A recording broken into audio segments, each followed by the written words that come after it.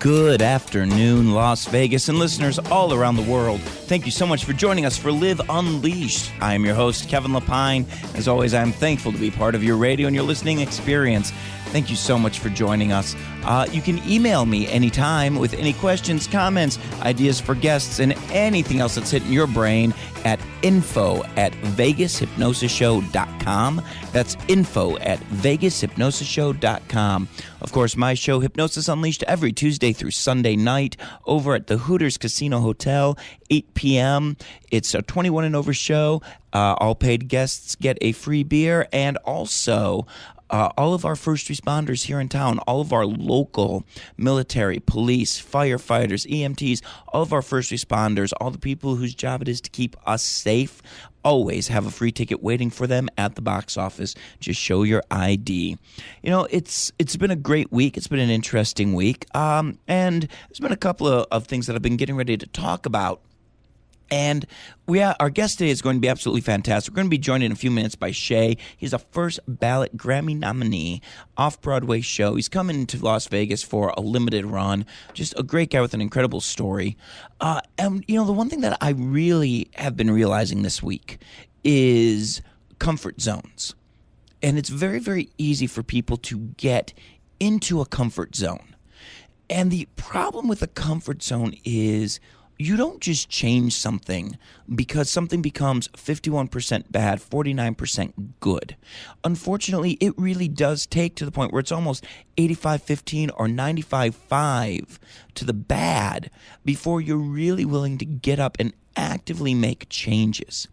And it's unfortunate because that's something that will always hold us down. When you get into a comfort zone, you believe that you can only achieve the things in that zone. And sometimes, in fact, most times, the key to success is going to be right outside that comfort zone. It's going to be that ability to reach out and reach beyond and to really, really go, what do I need to do? What haven't I done? Where haven't I reached out?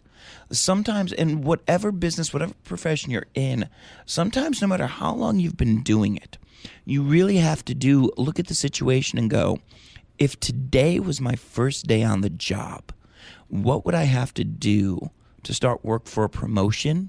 Or what would I have to do to impress my boss? And it's taking those steps, learning the things that you have to accomplish and do to go above and beyond. And we all do it when we start. But just because we do it when we start, there's a point where we fail to grow. There's a point that we stop expanding. And that's always certain death. One of the biggest ways to live your life unleashed, one of the biggest ways to leave negativity behind is to stop existing in a self-created bubble.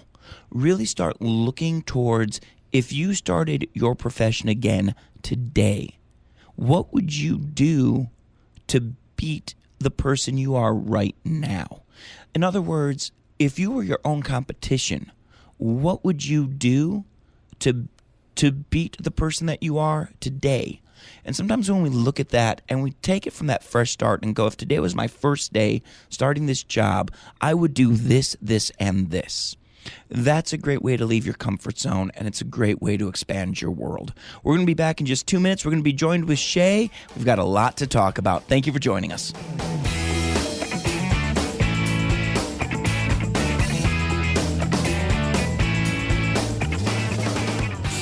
Monday Mayhem is back at Gene Woods Racing Experience Go-Kart Track.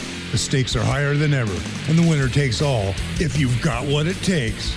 The winner will get to race a real Thunder Roadster at the Las Vegas Motor Speedway in an actual race. So be there every Monday. First race starts at 7. Come early to register. We are located at 121 East Sunset Road at the Sports Center, across from McCarran Airport.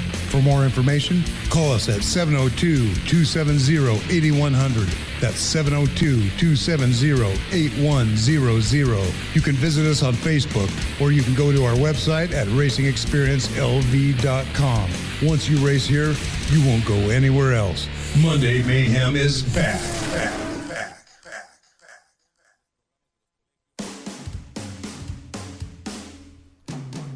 Hey, it's Roxy from the 702 Rock Show, right here at VegasAllNetRadio.com. Listen to my show every Friday, 4 to 5 p.m. to hear about local artists, musicians, fashion designers, and more right here in Las Vegas. So tune in every Friday, 4 to 5 p.m. to hear me, Michelle Roxy Davis, right here at VANR on the 702 Rock Show.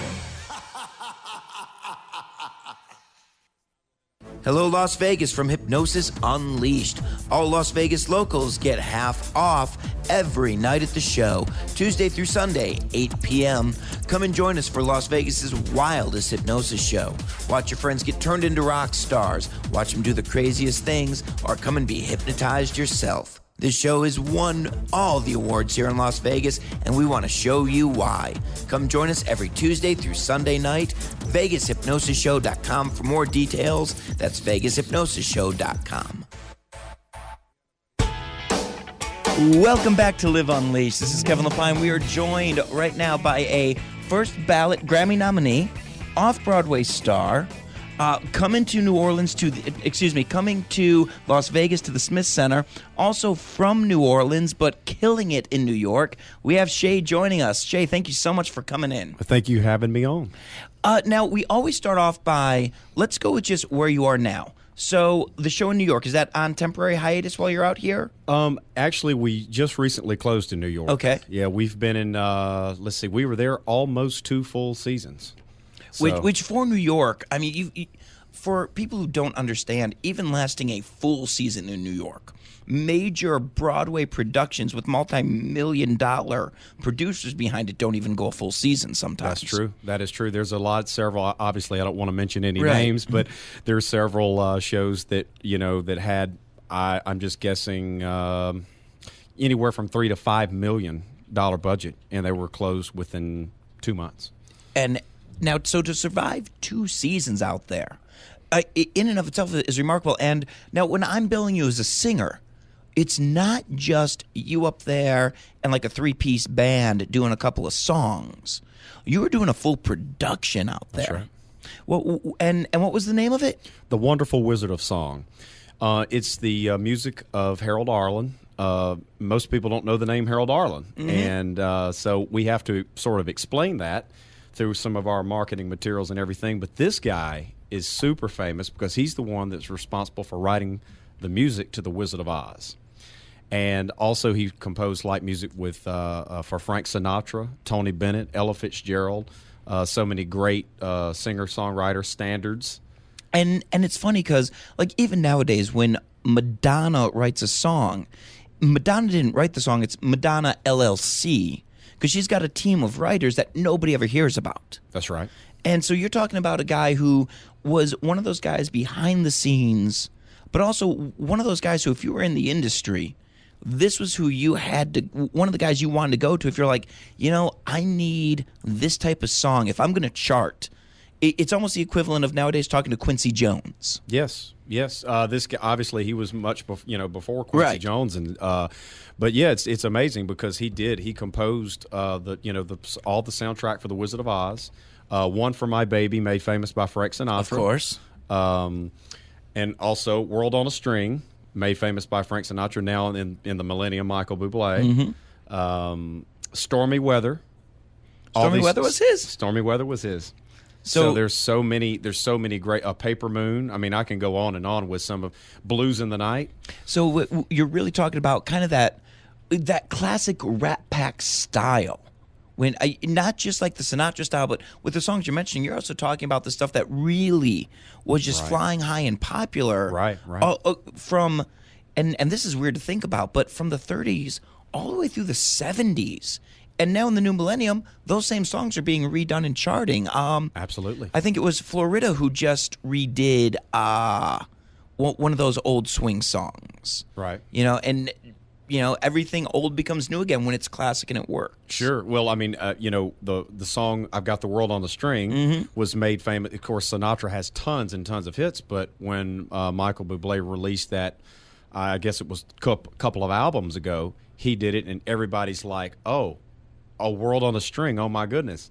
But that was one of our songs in our estate catalog and made famous by Frank Sinatra, and covered by many artists. I mean, not just Sinatra. I mean, covered by just a handful of great artists. And now you're bringing the show over to the Smith Center, which is, for those of you not in Las Vegas, the Smith Center, they were smart enough not to put it on the Strip. Because, well, and it's weird to say this, but that building is too smart for the tourists who are coming in, because the tourists really aren't coming to Vegas to see those kind of things. But there is a very large artistic community here in Vegas. So what exactly are you bringing it in, and when are you bringing it in? We're going to be, October the 17th, 18th, and 19th. We have those shows scheduled. We're very excited about it because we're even this far out. We're already almost half full on every show. So we're really excited about that. The show was actually, this was before I joined the team, but the show was actually built here in Las Vegas.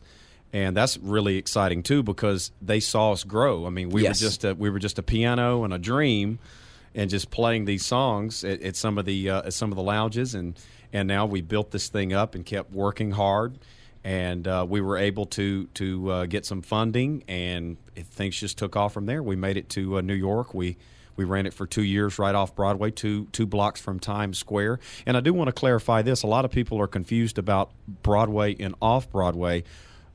Ladies and gentlemen, the only difference in that is just the seating capacity. The seating capacity for a Broadway show is 500 seats or more, and off Broadway is 500 seats or less. So there is no difference in the quality of a show just because somebody says it's off Broadway. It is still the same quality, just on a smaller scale, smaller production sometimes. And, and it's almost disappointing when somebody goes, "Oh, well, it's off Broadway," because I can think of 20 or 30 acts that had what were considered off-Broadway shows, which were A-list shows that people were begging and scrambling and doing whatever they could to get tickets for. I can name you, actually, Blue Man Group, very famous. Yes. They're off-Broadway. Yep. Stomp, off-Broadway. All these are technically off-Broadway. A lot of people get confused a bit, is geographical location. Oh, well, if it's not on the Broadway Strip, it must not be Broadway. That's not true at all. And off-Broadway can not only mean on the street Broadway, it can mean literally around the corner 10 feet from the, Absolutely. Absolutely. And that's something that not everybody understands. And, it's funny because, you just kind of mentioned your entire career in 3 minutes, and, and that covered, about 30 years. And what's your website for people to go and check that out? I have my personal website, the SheaLive.com, and it's basically mirrored through the wonderful wizardofsong.com, which you can go to wizardofsong.com. And I'm the executive producer of this production, and I've been with them since 2010. So it's really occupied a lot of my time. Now, wizardofsong.com, I'd love if my listeners have a chance and they can pop that up, because what I'm really going to talk about is we're going to talk about how you started, because you've got the look, you've got the voice, you've got the talent, you've got the package, but so did 10,000 other people. Yeah. So let's take it from the beginning. You basically grew up outside of New Orleans. Right. What did your family do? Well, my father was in agriculture, and my mom was like in makeup design and stuff like that. So I had just a little bit of feel for, she made sure I was dressed properly. She made sure everything looked good and everything. Which in New Orleans does not get you beaten up regularly in school. Exactly. Yeah. I had to be pretty tough, my first interest when I first got started was in Elvis Presley. That's what really just kicked things off. My sister-in-law's mother, Anita Wood, actually dated Elvis Presley. A lot of people know that name. Yes. Anita Wood in the Elvis community. Yep. And that is my sister-in-law's mama.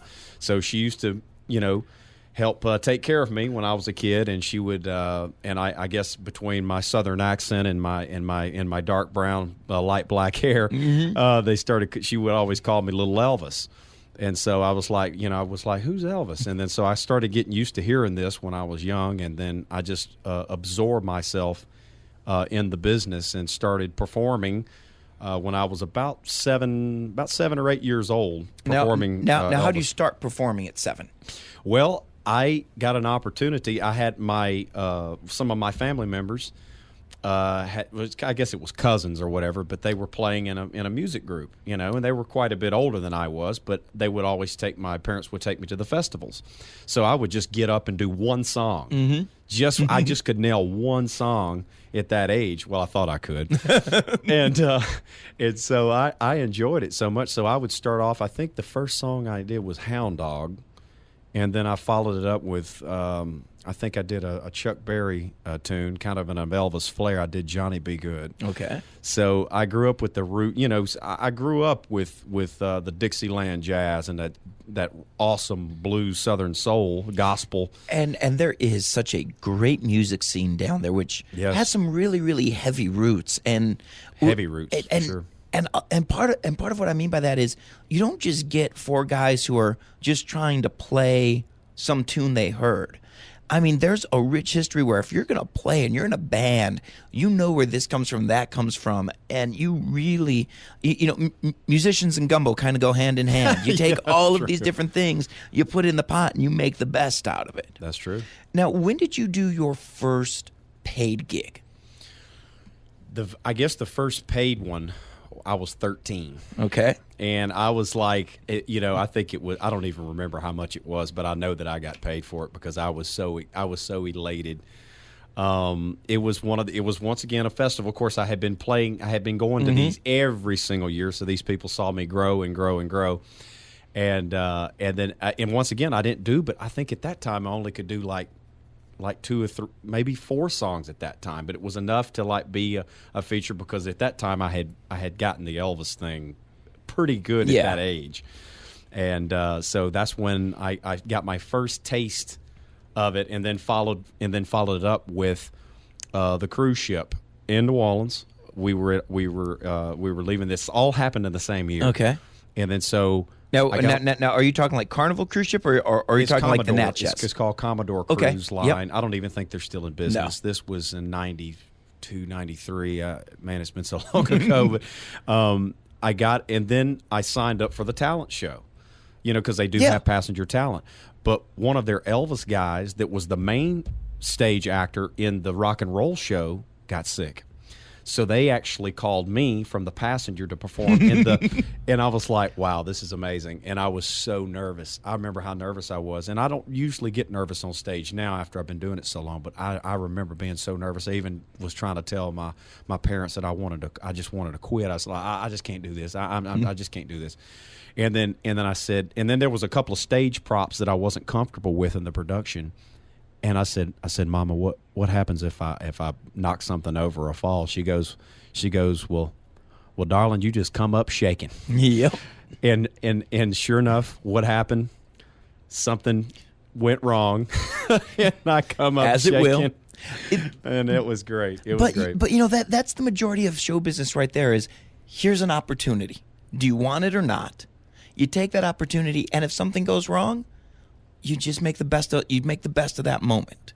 Now, in school, were you really like in high school heavily involved in the music department and stuff like that, or did it not flourish in school for you? Yeah, I think it was. I was involved with it, but I think I was involved with it just to, I don't know, maybe just to pass the time. I didn't really have the passion for it. Is that because I enjoyed performing when I was doing my own thing, when I was just like, piddling around with the Elvis shows.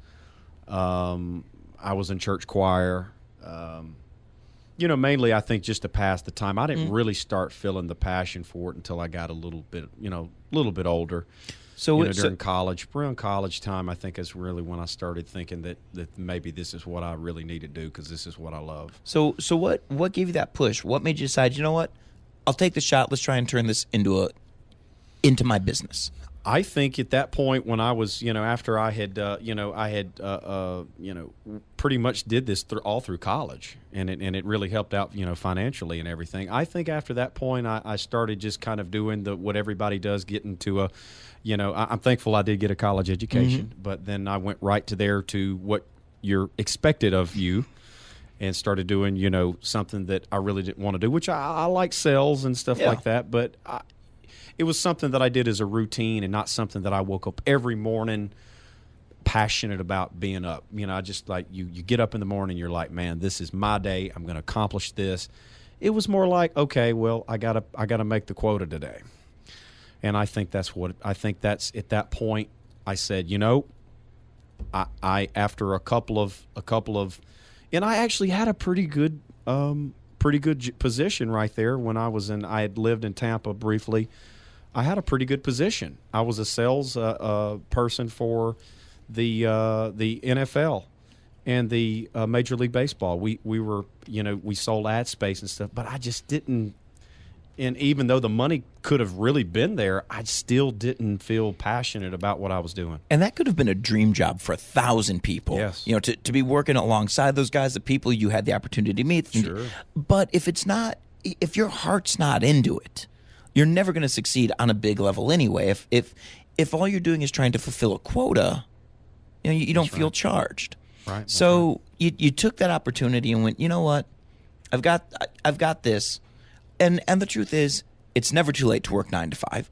You can always go back to something like that. Right. What made you go, all right, I'm going to do this? And then what's your first gig? What really started to make a profession out of it? I think at that point when I was thinking about this, when I was in that position with the job, I was like, man, what do I? If I could think of anything that I would rather do than perform, write, sing, produce, all of the above in regards to the entertainment business, I said, would I be willing to do it for nothing? Even though that obviously we can't make a living doing it for nothing, but am I going to wake up every morning knowing that this is something that I could do every day and see myself doing this for a long time? So I think at that point, I'm like, when I got that first really big contract, and I got it through Tropicana Entertainment, which has a property in Laughlin. I think they were somewhat affiliated with the Tropicana here at one time. They've branched off, different logo. And I got that first really big contract as an Elvis Presley performer. As an Elvis Presley performer. And it's kind of nice too because you finally get that opportunity. You work up, you do all the private parties at the corporate gigs, and then somebody gives you the opportunity to really shine on your own. Which is this huge. is really crazy because actually I only had a couple of the corporate stuff before. You know, I just started doing festivals here and there. But when I got that contract, then things changed. Then all of a sudden it was in height, and this was before all of the, you know, the impersonator and stuff like that had become sort of obsolete, out of the way. I was doing it when nobody else was doing it. Basically, I mean, it wasn't as mainstream as it has become now. Millennium. It's been going through different stages, but I was doing it when I didn't have any. It was very little competition doing it. Now, here's a scary thought. So, you're making a good living doing the Elvis shows, but then one day you look in the mirror and you decide you can be you. Right. Now, there's a scary transition, Very and scary. Undoubtedly a huge drop in pay for a little while. Yes, you're absolutely correct. Yes, that's what separates the men from the boys, because I knew I was looking at myself. I'm 33 years old. When I was about 29-ish when I said, you know, I've been riding this wave for a very long time and doing very well at it. Do I still want to see myself doing the same thing constantly? It's not that I don't love it, and it's not that I won't perform the Elvis songs as Shea, but I won't perform Elvis as an Elvis impersonator anymore. Now I will perform Elvis songs as me, even though I may sound like him when I sing them, but I'm still going to be my own artist. You know, so but yes, to answer your question, very difficult transition. A year or two of ups and downs, mentally, you know, physically, everything, because you're like, oh man, if I made the right decision, I take this cut and pay to be myself. But that's where, I mean, obviously you're walking me up to the point where I get the opportunity again. And even before that though, so you go off, you're going to be Shea now, right? But being Elvis, you had to have made a lot of contacts at that point too. Yes. What kind of people did you meet that helped open doors when you went, so I want to be me now? That was a very difficult because all the people that I had met in the business knew me as Elvis. They could not understand why that I wanted to walk away from this. And I'm talking about business managers, promoters, just everybody who had been around. And so at that point, I actually did not get a lot of support at all for that. That was a very very difficult thing to have to swallow, because I'm like, well, I go from filling up really pretty large theaters in the Mississippi coast and coming here to Las Vegas and doing well, but I realized that, oh man, okay, this I go from the theater to the small lounge now, back to the basics. And this can be a huge problem. And I don't care what field you're in. As soon as people see you as one thing, if you do one thing and you do it well, that's all they're going to see you as sometimes. Yep. And you'll have 100 people behind you, but then 99 of them will drop off and you go, well, I want to leave and go to this next level.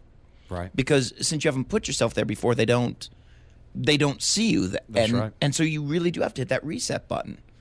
Now, so you're Shea. You start doing the small lounges. But obviously you had a goal in mind. Because your show, it isn't just you singing. What made you decide, I'm not just going to karaoke this. I'm going to add some dancers. I'm going to make a show out of it, which is what a lot of singers don't do. They'll have a great voice. They'll have a good band, but the band's not great. Right. And they don't have a show to go with it. It's the production value. Yeah. I think a lot of people are thinking, in the 20th century, it has to be more than just somebody up there. There's tons and tons of great singers out there, but at the end of the day, the audience that's coming to whoever artist is performing wants to be entertained. They want to see a show, not just somebody up there singing the song. So it's a lot more than just that. It's the entertainment value of the show. It's not just getting up there and singing a song. As you know, there's tons of great singers, but there are not a lot of tons of great entertainers. So now you're going out there, you're working the smaller rooms. How did you make that next transition? What was the moment where all of a sudden a door opened and you had a shot? This is probably the most interesting thing that's actually happened to me. I realized that there were not a lot of modern Christmas songs. You're thinking, oh my God, Christmas, really? I mean, there are plenty of people that sing Christmas songs, but who is a Christmas-based artist? So at that point, I started composing original Christmas music, and at that point, I'm like, okay, this is. I'm going to try this. I'm going to try a Christmas special as myself. Let's see if this works. So I'm composing the songs and stuff like that, and like, oh my goodness, okay. So we charted. We actually charted. We charted on the. Now, where were you performing this at this point? Okay, we were just doing this at like just some performing art, just some some of the smaller places, because I didn't even build the show at this point. Now, for people who don't know, if you're touring theaters, there's something called small halls. Which one? And if you're touring small halls, you're talking about like the Performing Arts Center at a college. You're talking about something that, once again, about a 500 seater or less. Yeah. Like we 2, 3. At the time, we were performing a little bit less than that. I mean, these were just more like they call cabarets now. Okay. Like cabaret jazz and stuff like that. And it still wasn't as big as we wanted it to be. But you managed to chart. Right. That's what How? that was our.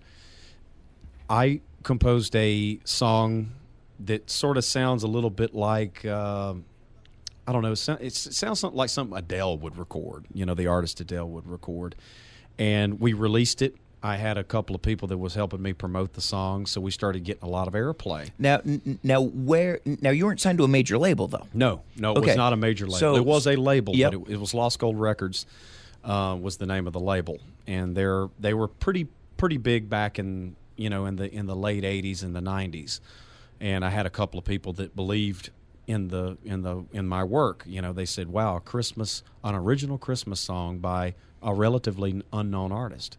Let's see how this works." So we started getting the airplay, and then we ended up charting on the number 3 on the charts. Now, who did that surprise more, you or your label?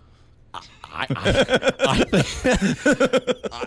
at this point, I mean, I still can't believe it because, I don't know. I really don't know. I mean, we kind of were looking at each other. At that point, I started getting some law letters from different people who thought they had contributed because they thought I was like putting $1 million in my pocket. So it's funny how people turn on you. I mean, they wouldn't even return my phone call, but they found out I charted, and then just to top that, then the following season for the same song, I get on the first Grammy ballot. Oh wow, okay, now it's really getting serious.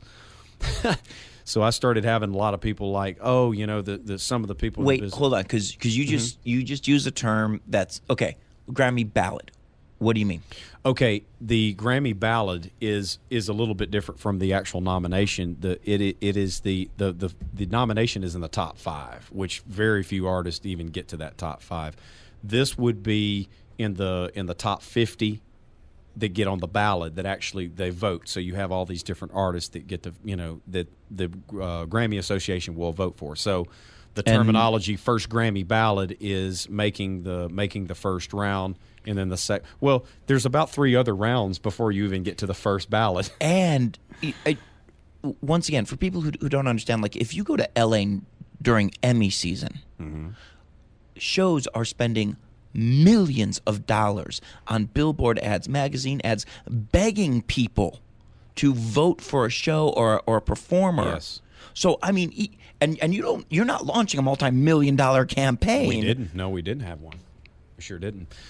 So I mean, it was a lot of personal. It was a lot of calling up the radio stations, doing a lot of online interviews. I mean, it was just an exhausting campaign. But we had the momentum when I charted and saw my name on. I was thinking number 59 or I can't even remember what it was. Close to the top 40, and I'm thinking, I'm in the top, and I watched it grow every single week, and it was like, man, I can't believe. So every time I see the number go through the charts, I'm like pushing it that much harder, calling, sending CDs and MP3s, just everywhere. Anybody who would play it, just begging them to play it, and a very exhausting.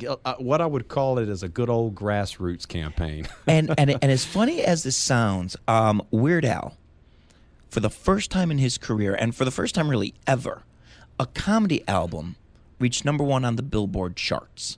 Wow, yeah. And it reached that because he did the 8 videos in 8 days.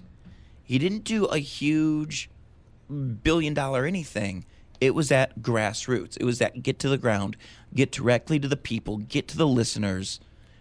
And that is still huge. Everybody who wants to see their friend succeed. And when you make that connection, it's amazing how many people will continue to support you. Now, we're going to take a quick 1-minute break. When we come back, we'll talk about you conquering New York. Coming over, and we'll be joined by our co-host, William Arendelle.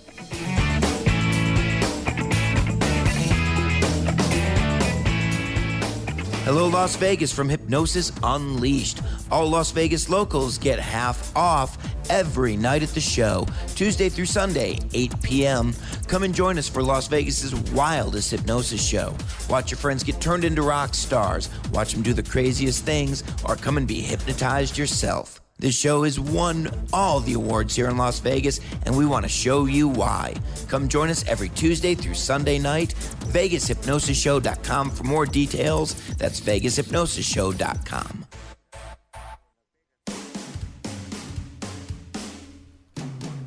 Hey, it's Roxy from the 702 Rock Show, right here at VegasAllNetRadio.com. Listen to my show every Friday, 4 to 5 p.m. to hear about local artists, musicians, fashion designers, and more, right here in Las Vegas. So tune in every Friday, 4 to 5 p.m. to hear me, Michelle Roxy Davis, right here at VANR on the 702 Rock Show.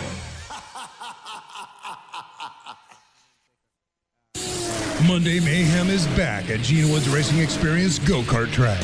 The stakes are higher than ever, and the winner takes all if you've got what it takes. The winner will get to race a real Thunder Roadster at the Las Vegas Motor Speedway in an actual race. So be there every Monday. First race starts at 7. Come early to register. We are located at 121 East Sunset Road at the Sports Center, across from McCarran Airport. For more information, call us at 702-270-8100. That's 702-270-8100. You can visit us on Facebook, or you can go to our website at racingexperiencelv.com. Once you race here, you won't go anywhere else. Monday Mayhem is back.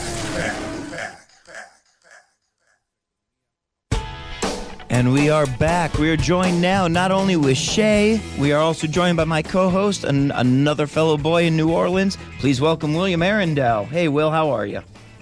I'm doing great. How are you all both doing today? Feeling good. Fantastic. Awesome. Well, I'm just going to continue right where Kevin left off. So you're starting to get the charts to climbing, and then how do you get from there to New York?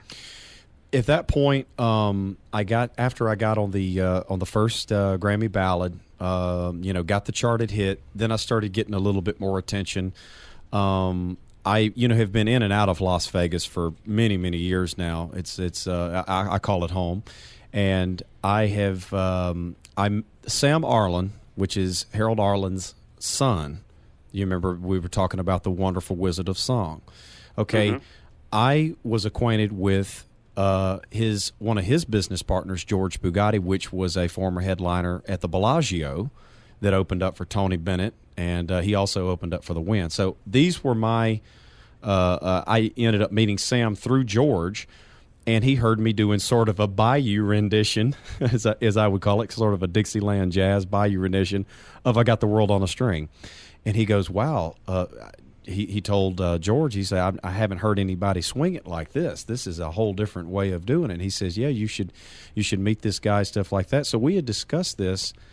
And then I sort of talked with George back and forth about some new show concepts and stuff like that, not realizing that they had already been involved with the Wizard of Song since about 06, 07. And then Sam was like, man, we really want somebody, a younger guy that knows our music to help us, put something together. And then so I said, George, I believe in this project. I believe we have something special here between the Wizard of Oz soundtrack, between the music of Frank Sinatra, Tony Bennett, Ella Fitzgerald, Lena Horne, just on and on. I believe we can really put this show together. So the show was already about 80% there. So I come in and help add some, cool elements to it.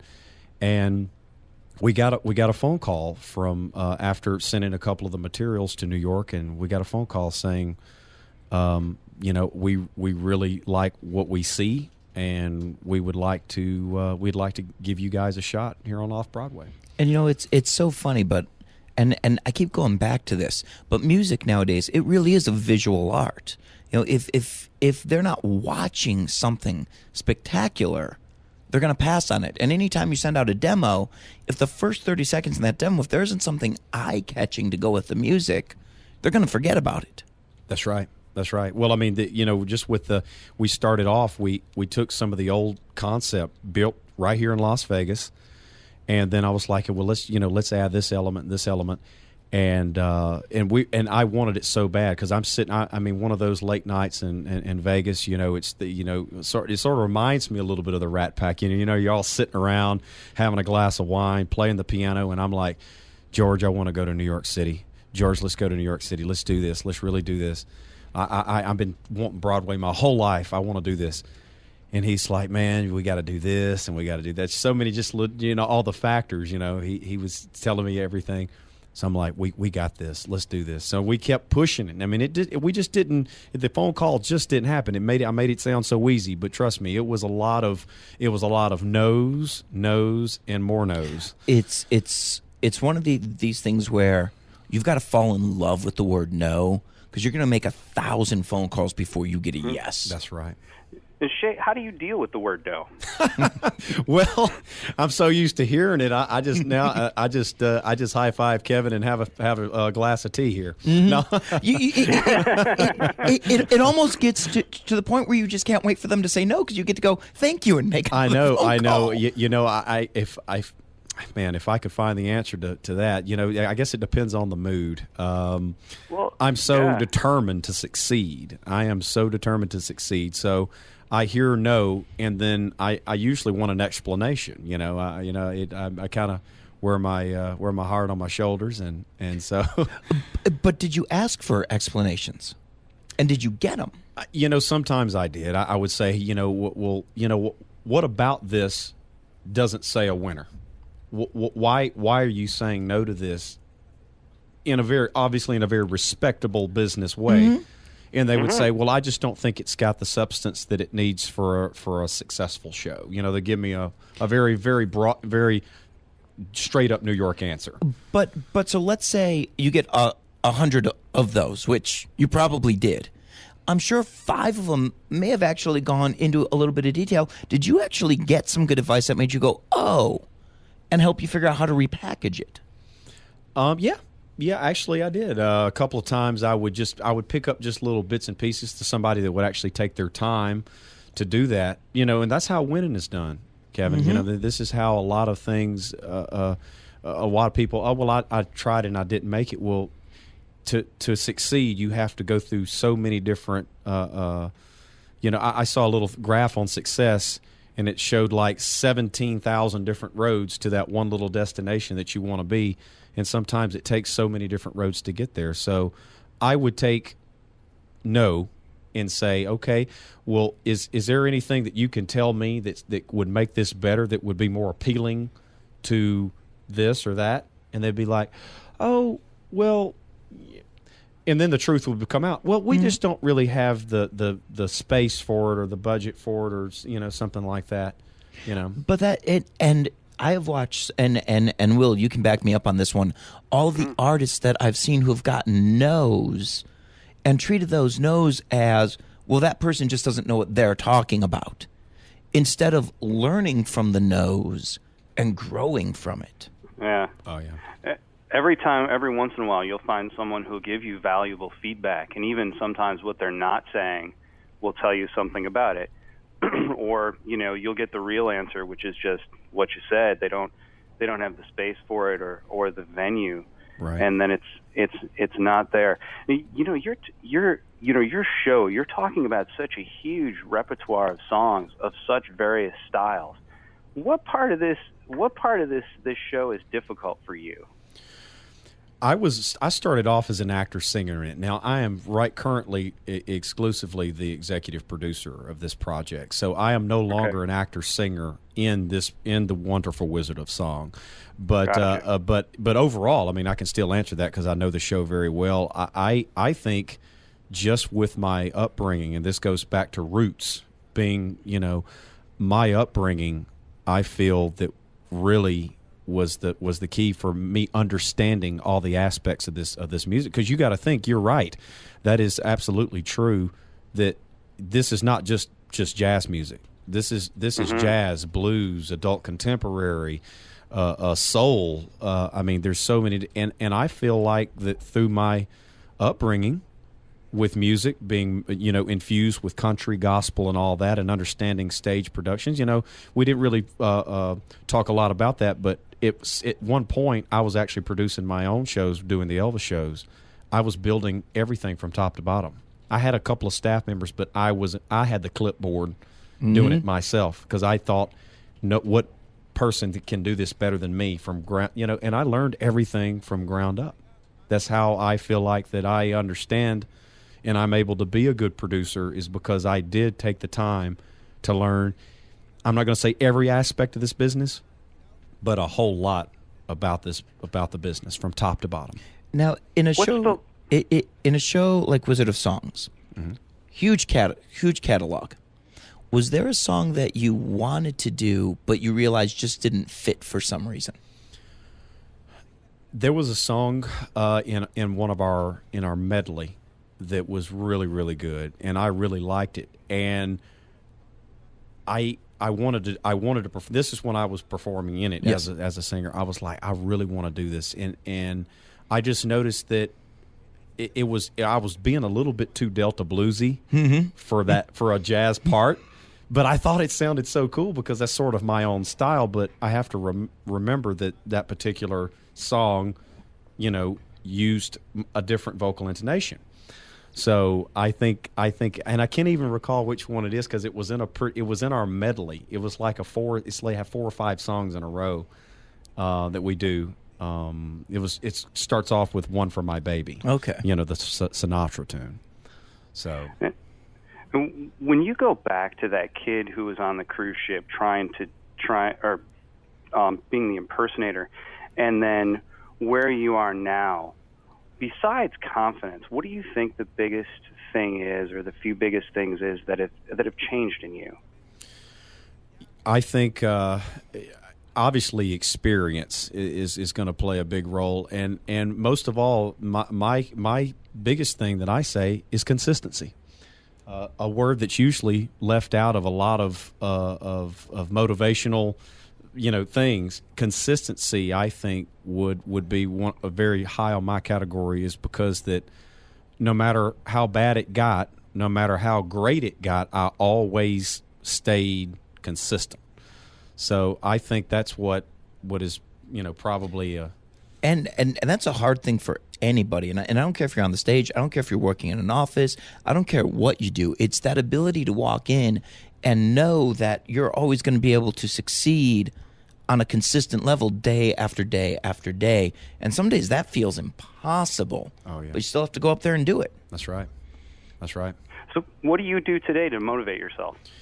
I think here lately, just because of the Smith Center and everything, the motivation that I have gotten from all this is the coming back to Las Vegas after being in New York for 2 years, and we did recently close in New York. I think just being back here in Las Vegas is motivation, because we started it here, and now we're going to be at this prestigious Smith Center and performing this show, and it now has and now we have more life left to go. I mean, this is just now the beginning. This Smith Center show that we're going to be doing in October is the beginning.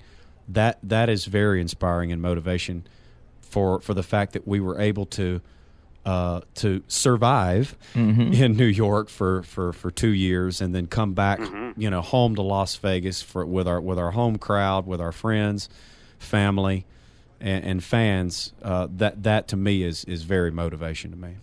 And so a lot of people would look at it and go, oh my God, if I could just get there and stay there, I'd be happy. But that's not your personality. What would you love to accomplish next? And I'm glad you mentioned that, because that brings up the next stage in being consistent, because some people see that is a pinnacle, being at the Smith Center, playing the sold out shows, but that is just the beginning. That's the difference. That's just the beginning. So where I see this going, I see this actually it's already going. We have a national tour in 2015, at the fall of 2015, already booked. We have some cast members, some former cast members of American Idol that will be our actors and singers, and I will be one of the associates on that, because that is a tour that, you have Wicked, the Broadway show, they have so many different branches of the thing. And of course I will be the executive producer here in Las Vegas for our home base show. And then for the touring show, we will be on tour in 2015, and we also have some next day. To answer your question, I get long-winded here. No. It's a good thing, because it doesn't matter what you do. There's always another level, and if you can keep that ambition happily burning. Yes, international. We want to go international with this, because we have a huge. I have a pretty good large fan base overseas that have never even gotten to experience something like this. So we're working on several of those projects. So I see this going internationally. I see this performing in several different countries, and I think the international fans have such an appreciation for our American jazz standard arts, and we're going to give them what they've been wanting to see. We're going to give them a piece of our American history, as well as the jazz standards and all the great music that is born right here in America. Now, will there be a time that you could actually put out 3 of these shows touring, and you just get to kind of not necessarily sit back in the producer role, but not have to be on the road every night? I mean, is that Right. something you'd want to grow it to? Yeah, I think so. I mean, I think it comes a point where you would put it on autopilot, where it's cruising on its own. But we're still a good ways away from that. I mean, we have some things we have to do, but that's something that when you wake up in the morning, that you're happy with what you're doing, and you're excited about being a part of something that's just large. So if you could go back into the dressing room on that cruise ship, what would you tell that 13-year-old? Wow, that's a good question, Kevin. I would tell, I would have to say, son, you have a lot of growing up to do. You're going to experience things that you never thought you would see. You're going to have to keep your head, right, keep your consistency, and you're going to have to work hard every day to achieve your goals, because the world is not going to meet anybody halfway. And what is it inside yourself that you still fight with? I still, to me, it's like every day when you wake up and when you think that everything is going your way, you've worked so hard and you got everything going your way, then you get one of these curveballs thrown at you, and you're like, oh man, we got to pay for this. Or a cast member is sick, and he's out, and this did actually happen to us. We had a cast member that was sick for 3 or 4 weeks. I had less than a week to get my cast member up and running and working hard, and stuff like that. That's that's what really throws us off. And what do you do when you get thrown off like that? How do you help yourself? Sometimes you have to just take a deep breath and just walk away from it for a second. And then I usually consult with my business partner, which I'm very close with, and we work through it. We find the best solution possible to deal with this. And we collaborate on ideas. We're like, okay, what's the best case scenario? What's the worst case scenario? What's something that we can do, quick and fast? Do we want this job quick and fast, or do we want to take our time on this? Is it something that we can take our time on, or does it need to be immediately addressed?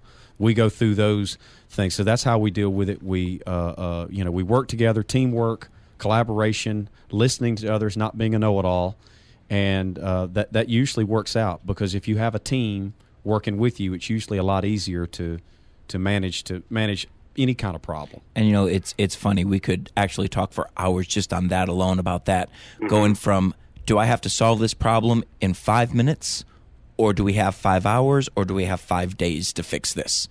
And if you got 5 minutes and that's all you've got, you better have the team together there to pull it through for that night, so that you can reconvene and go, okay, here's how we fix it in 5 days. That's right.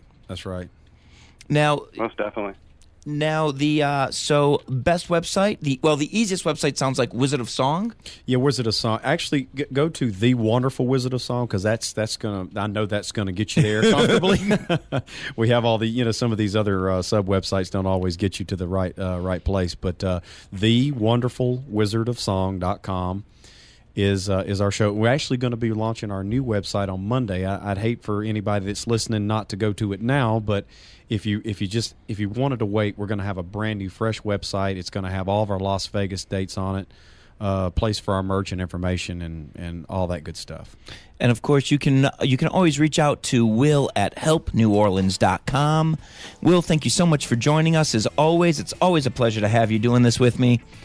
And feel free to email me anytime at info@vegashypnosisshow.com. Once again, that's vegashypnosisshow.com. We'll see you at Hypnosis Unleashed this week.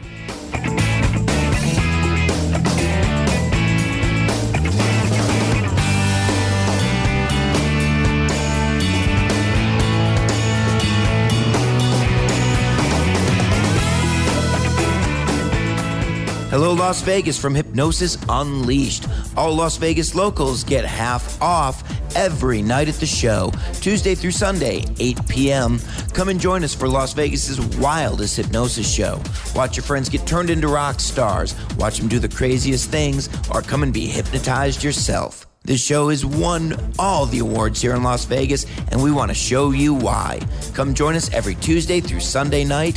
VegasHypnosisShow.com for more details. That's VegasHypnosisShow.com. The show.com. The show.com. The show.com. The show.